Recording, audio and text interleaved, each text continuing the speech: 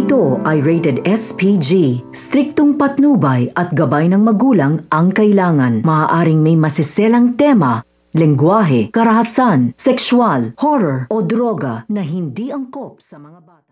Dahil sa nangyari nga dito nga kay Lynette ay unti-unti na nga rin siya nagiging malapit dito nga kay Doc Benitez at malaki nga rin ang utang na loob nga nito sa kanya dahil buhay nga ang sinagip nga nito nila Doc Benitez sa kanya. Kaya dahil dito laking pasasalamat nga nito ni Lynette sa kanya at nagiging malapit naman na rin ito nga si Doc Lyndon at ito nga si Annalyn at nagsisimula na nga rin na magkaroon ng lihim na pagtingin nga ito nga si Doc Lyndon dito nga kay Annalyn. Sa kabilang banda naman nga ay dadalaw nga ito nga si Giselle dito nga kay Lynette upang kamustahin nga ang kalagayan nga nito at kinalulungkot nga niya nangyari nga dito. Posibilidad nga kaya nasabihin nga nito ni Lynette dito nga kay Giselle ang nangyari sa kanya at paniwalaan nga nito ni Giselle at kampihan na nga niya ngayon na mag-ina na si Annalyn at si Lynette at kanya lang nga na ipakulong na at sampahan ng kaso ito si Moira.